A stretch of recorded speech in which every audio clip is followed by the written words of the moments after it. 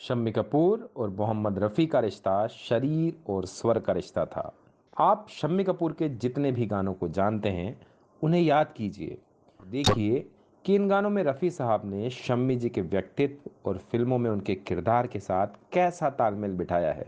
जाने वाले जरा होशियार, दिल तेरा दीवाना है सनम, तुमने पुकारा और हम चले आए। मामा रे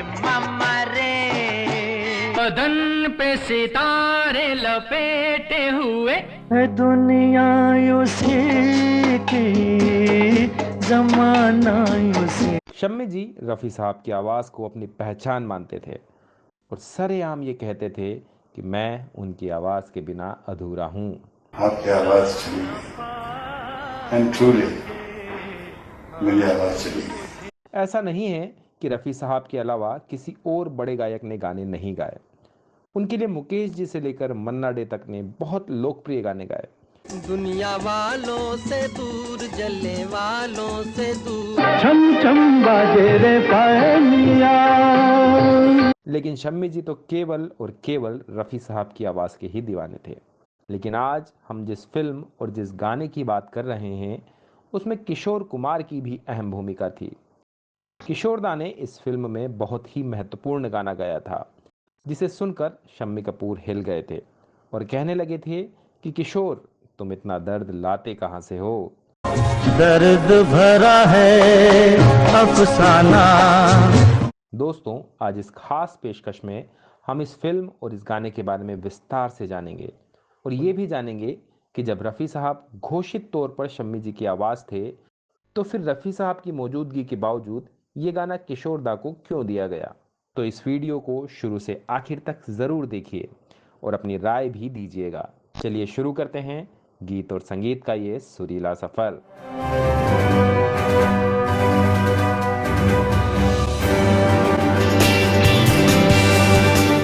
किशोर कुमार ने शम्मी कपूर के लिए ज़्यादा गाने नहीं गाए।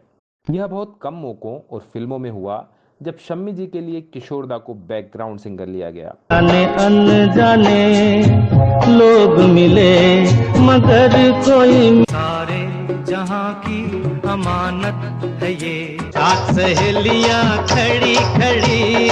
दरअसल जिस फिल्म तुम सा नहीं देखा से शम्मी कपूर ने स्टारडम देखा और दर्शकों को एक रेबल हीरो या बागी तेवर वाला किरदार मिला, उसमें शम्मी जी के लिए गाने रफ़ी साहब ने ही गाए थे।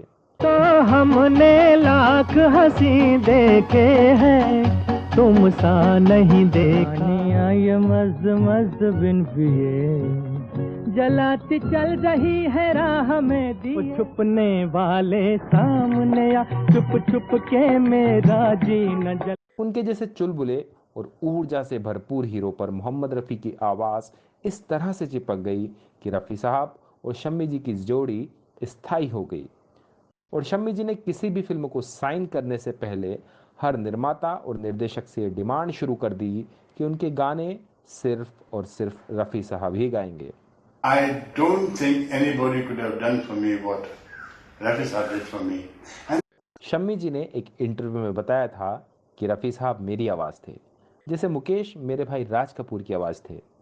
लेकिन मेरे भाई के लिए दूसरे गायकों ने भी गाया, जबकि मैं किसी और गायक के बारे में सपने में भी नहीं सोच सकता। दरअसल रफ़ी साहब मेरे जंगलीपन और मेरे अप्रत्याशित डांस मूव्स को अपनी आवाज़ में कैद कर सकते थे। ऐसा लगता था कि जैसे वह मेरे शरीर और आत्मा में समा गए हों। इसमें कोई शक नहीं कि शम्मी कपूर बाकी गायकों की आवाज़ के साथ भी बेहतरीन प्रदर्शन कर सकते थे। लेकिन ये भी सही है कि बिना रफ़ी साहब की आवाज़ के वो वैसा स्टारडम नहीं पा सकते थे जो बाद में हमेशा हमेशा के लिए उनकी पहचान से जुड़ गया।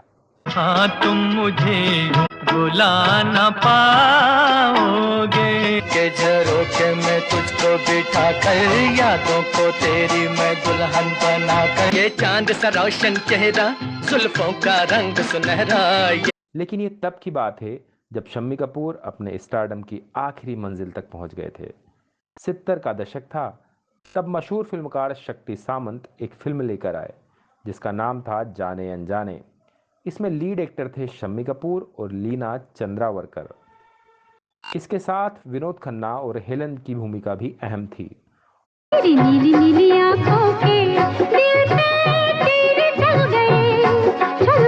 जाने अनजाने एक क्राइम थ्रिलर फिल्म थी। फिल्म का संगीत कंपोज किया था शंकर जयकिशन ने और गीत लिखे थे हसरत जयपुरी ने। चंबा रे पानिया देश के दुनिया वालों के दिल जल गए जल गए।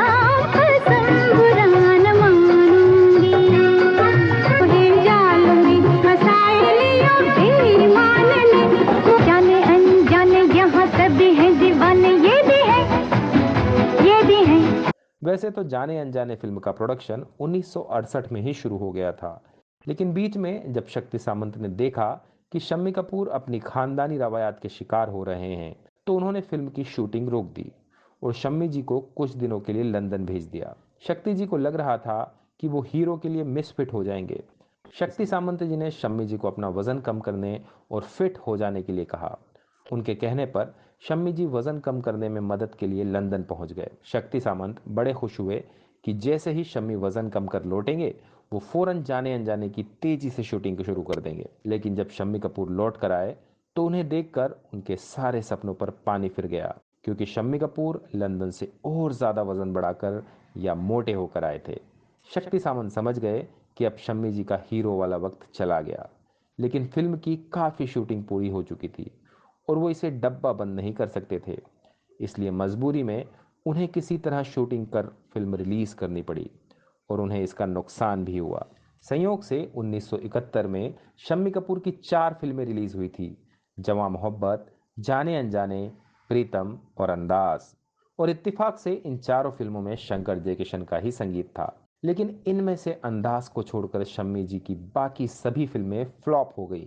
जाने अनजाने लोग मिले। इस फिल्म के लिए गाने रिकॉर्ड किए जाने थे तो शक्ति सामंत चाहते थे कि इसमें किशोर कुमार भी शामिल रहें।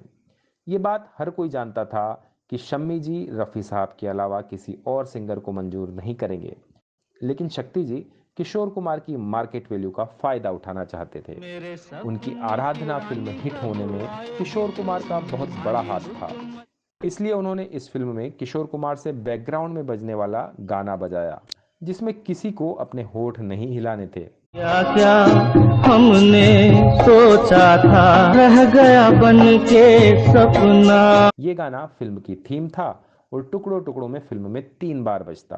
जाने अनजाने लोग मिले। शम्मी कपूर की आदत थी कि वो अपनी फिल्मों के तमाम गानों की रिकॉर्डिंग के दौरान जरूर मौजूद रहते थे, लेकिन संयोग से वो उस दिन जब रिकॉर्डिंग स्टूडियो में पहुंचे तब तक किशोर कुमार अपना गाना रिकॉर्ड कर जाने वाले थे। जब शम्मी जी ने उन्हें देखा तो लपक कर किशोरदा को गले लगा लिया और बोले कि अरे यार कहाँ जा रहे हो, रुको थोड़ी देर। दरअसल शम्मी जी और किशोरदा बहुत अच्छे दोस्त थे और दोनों ने 1956 में फिल्म मेम साहेब में साथ में काम भी किया था। किशोरदा जानते थे कि फिल्मों में प्रोफेशनली काम होता है और जिस हीरो पर जिस सिंगर की आवाज़ फिट हो जाती है उसी से गवाना हर हीरो की मजबूरी हो जाती है। खैर, किशोरदा को रोककर शम्मी जी ने इस गाने की रिकॉर्डिंग मंगवाई और उसे सुनने लगे। इस गाने को शम्मी जी करीब 3-4 बार सुनते रहे और चिंता में डूबे हुए दिखे। जाने लोग मिले मगर कोई मिला न अपना। किशोर कुमार को लगा कि हो सकता है शम्मी जी को इसमें कोई कमी दिख रही होगी और ये गाना दोबारा रिकॉर्ड करना होगा। लेकिन 3-4 बार गाना सुनने के बाद शम्मी जी वापस मुड़े और उनको गले लगाते हुए कहने लगे, यार इतना दर्द कहाँ से लाते हो। भीग चुकी हैं ये पलकें भूल गए हम हंसना। ये फिल्म तो नहीं चली, लेकिन शम्मी साहब जब तक रफ़ी साहब जिंदा रहे उन्हीं से गीत गवाते रहे। उनके निधन के बाद कुछ फिल्मों में किशोर कुमार ने उनके लिए बैकग्राउंड सिंगिंग की। इस पेशकश में इतना ही दोस्तों।